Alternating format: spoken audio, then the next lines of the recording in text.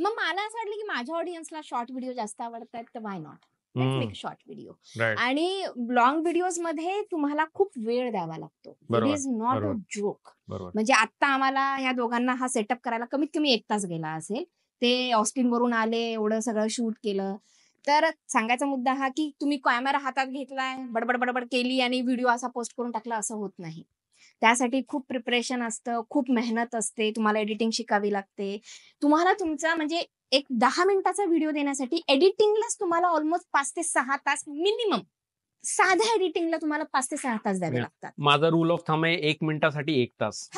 असं म्हणजे rule of thumb. म्हणजे जर 10 मिनिटाचा व्हिडिओ असेल तर 10 तास तर गेलेच तुमचे. आणि त्याच्यात पण तुम्ही एडिटिंग किती कॉम्प्लेक्स करताय त्यावरती ठरतं. माझा 1 मिनिटाचे जे शॉर्ट व्हिडिओ आहेत ना, त्याला लिटरली मी तुम्हाला खरं सांगते 1-1 तास जातो कधी. ते व्हॉइस ओव्हर त्याच्यात अजून कारण you have to be like so fast quick. एका पहिल्या 10 सेकंदातच लोकांना कळलं पाहिजे की व्हिडिओ कशाबद्दल. तो हुक आणि एवढा स्ट्रॉंग पाहिजे शॉर्ट मध्ये, नाही तर लोक 2 सेकंदात सोडून जातात, लगेच स्वाईप करून पुढे. असं म्हणतात की युट्यूब मध्ये शॉर्ट्स मध्ये मॉनिटायझेशन फार कमी आहे, म्हणजे पैसा फार कमी मिळतो as oppose to long format. हो. तर फॉर एक्झाम्पल आता माझा एक व्हिडिओ आहे, अराउंड 3 का 4 मिलियन व्ह्यूज आहेत त्याला, शॉर्ट व्हिडिओला. ओके. आणि त्याचा रेव्हेन्यू $30 आहे. $30? 3 मिलियन व्ह्यूज. 3 मिलियन व्ह्यूजचा रेव्हेन्यू $30 आहे. Oh no. मग काय मला सांगा, काय ह्याच्यामध्ये आपण एवढी मेहनत घेतो, आपण एवढं सगळं करतो, पण काय मिळतं? काही नाही. जस्ट ते मिनिमम वेज पेक्षा इतकं कमी आहे. त्यापेक्षा मग बेटर मग लॉंग व्हिडिओज टाका. लॉंग व्हिडिओज थोडं तरी बेटर मिळतात. थोडं बेटर मिळतं. मग का नाही तुझा म्हणजे व्हॉट इज युअर थिंकिंग? माझं तुझा व्ह्युअर फीडबॅक तुझा दे प्रायमरली वॉन्ट. नाही, माझं काय झालं, मला एक लक्षात आलं की लोकांना माझे शॉर्ट व्हिडिओज आवडतायत. माझे शॉर्ट व्हिडिओ वरून सबस्क्रायबर वाढत होते. माझे लॉंग व्हिडिओज, ज्यावेळेस मी लॉंग व्हिडिओज टाकत होते त्यावेळेस आय वॉज ऑन 88K आणि मी 80 ते 88 म्हणजे 88K वरती ऑलमोस्ट 1 वर्ष I was stuck on 88K. तिथून वाढलंच नाही माझं चॅनल.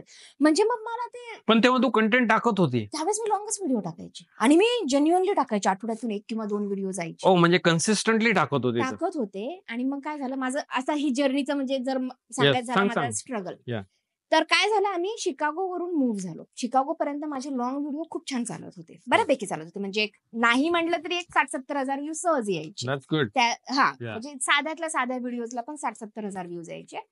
तर काय झालं, आम्ही तिकडून मूव्ह झालो. मुव्हिंग मध्ये गॅप पडला थोडासा, 1-1.5 महिना मला नाही जास्त काही करता आलं. वेळ द्यावा लागतो ना, तर कोण कंटेंट करणार. आम्हाला तिकडचं घर विकून आणि एवढा लवकर आम्ही डिसिजन घेतला.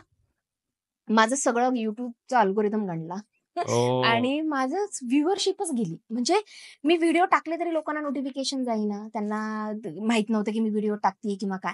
मग ते मी डिमोटिवेट होत होते. मग लोकच बघत नाहीयेत, म्हणजे पैसे तर त्याच्यातही फार काही नव्हते आणि लोकही बघत नाही, तर मग बनवायचे कोणासाठी?